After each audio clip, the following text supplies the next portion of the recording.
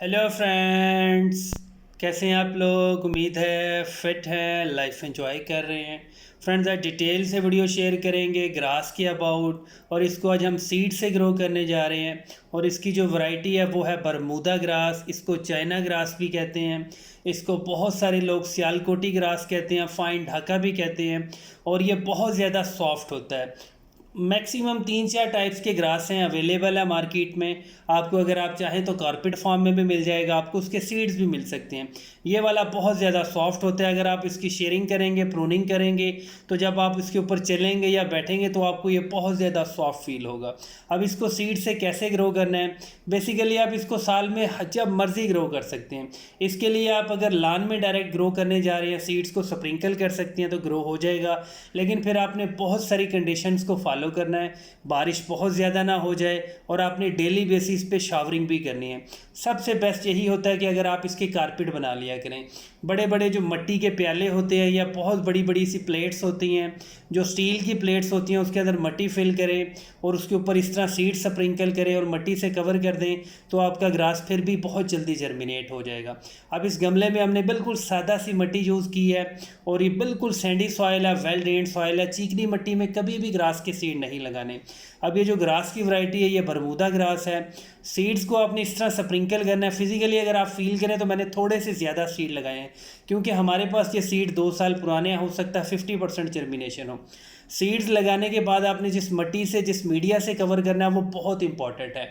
आपने सादा सी मिट्टी लेनी है 50%, और 50% आपने पीट मॉस लेनी है। दोनों को मिक्स करना है, अच्छे से मिक्स करना है। उस मीडिया से आपने सीड्स को कवर कर देना है, और सीड्स को आपने मैक्सिमम ½ इंच कवर करना है। ऐसा कभी भी नहीं करना कि आप बहुत मोटी लेयर बना दें। उससे आपके सीड्स तो सारे कवर हो जाएंगे, लेकिन सारे के सारे बेबी प्लांट्स जैसे ही छोटी छोटी जर्मिनेशन होगी वो बहुत जल्दी ड्राई डेड हो जाएंगे। इसलिए आपने बहुत ज़्यादा केयर करनी है।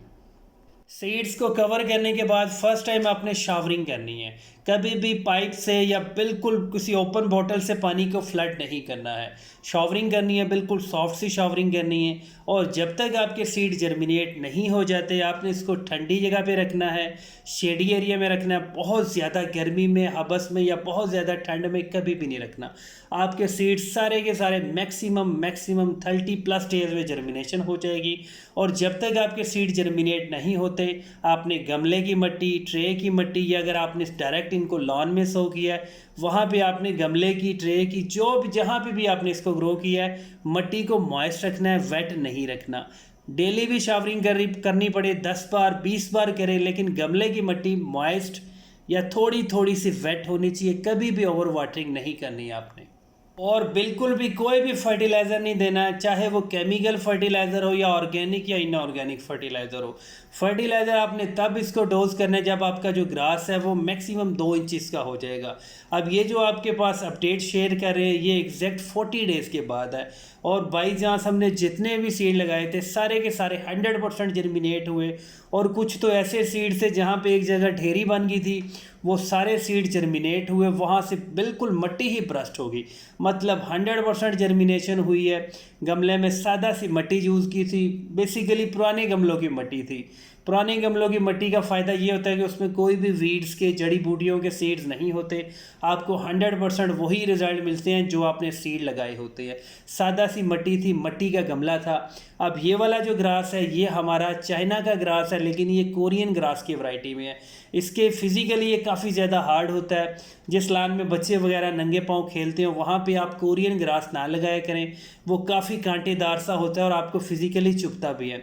ये फाइन ढाका बहुत ज़बरदस्त है, बहुत सॉफ्ट है। और ये इंडिया, हमारा पाकिस्तान, हमारा इंडिया, बांग्लादेश, यहाँ पे ये अच्छे से ग्रो करता है। फुल डे सनलाइट आनी चाहिए। अगर आप इसको लान में लगा रहे हैं तो ऐसी जगह पे होना चाहिए जहाँ पे फुल डे सनलाइट आती हो। अगर फुल डे ना भी आती हो, कोई दरख्तों की छाँव हो, साया हो, पेड़ हो कोई बड़े, तो फिर भी कम से कम 4 घंटे की तो धूप बहुत ज़रूरी है। अदरवाइज़ आपका जितना भी ग्रास होगा वो गर्मियों में जलने लगेगा, आहिस्ता आहिस्ता से नीचे से मिट्टी निकल आएगी और आपका ग्रास बिल्कुल ब्लैक हो जाएगा या ड्राई और डल हो सकता है। सर्दियों में ये नेचुरली बहुत ज़्यादा इसकी ग्रोथ स्लो हो जाती है। और आपका काफ़ी जगह से पैचेस जो हैं वो बिल्कुल एम्प्टी हो जाते हैं, लेकिन कभी भी ग्रास की जो रूट्स हैं वो डेड नहीं होती हैं। जैसे ही मौसम चेंज होने लगता है, फरवरी मार्च ख़त्म होता है, आपका ग्रास रूट्स में से रीग्रो होता है। आप जैसे ही पानी देते हैं, पानी फ्लड करते हैं, तो बहुत जल्दी आपका लॉन पैचेस उसमें कारपेट बन जाता है और आपको फिज़िकली वो प्यारा भी बहुत लगता है। अब बहुत सारे लोगों के माइंड में एक क्वेश्चन होगा कि हम लान में डायरेक्ट सीड्स कैसे लगा सकते हैं। सबसे पहले आप लान को पोर्शन में डिवाइड कर दें। मतलब अगर 5 मरले का लान है तो उसका एक मरला बिल्कुल सेलेक्ट कर लें, स्पेसिफिक कर लें उसको। लान की मिट्टी को थोड़ा सा सॉफ्ट करें, उसको बिल्कुल प्लेन कर दें। मिट्टी बहुत ज़्यादा प्लेन होनी चाहिए, उसका लेवल सीक्वेंस में होना चाहिए, एक बराबर होना चाहिए।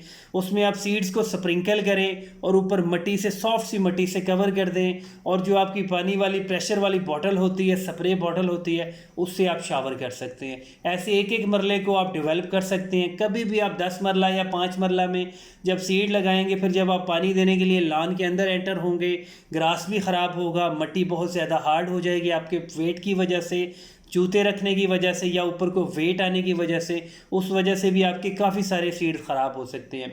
अदरवाइज़ आप ऐसा करें कि जो कबूतरों को या तोतों को पानी देने की वाली जो ट्रे होती है, जो हम बड़े बड़े गमलों के नीचे भी रख लेते हैं, उसके अंदर मिट्टी फिल करें, सीड लगाएं। जब आपके बेबी प्लांट्स बन जाएं, कारपेट सा बन जाएं, उन गमलों को उसी तरह मिट्टी समेत अपने लान के अंदर पैचेस लगा सकते हैं।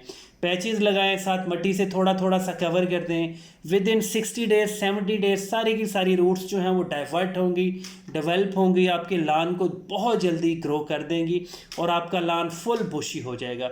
लेकिन उस तरह के पैचेस आपको एक मरले के अंदर कम से कम 12 से 15 चाहिए। ऐसा प्रोसीजर आप कर सकते हैं। और सबसे सस्ता यही होता है कि आप जो स्टील की ट्रे होती है, जो मिस्त्री लोग यूज़ करते हैं, मैकेनिक लोग, बाइक मैकेनिक लोग अपना ऑपरेटर्स रखने के लिए, वो भी बहुत सस्ती आती है, उसमें भी ग्रो कर सकते हैं।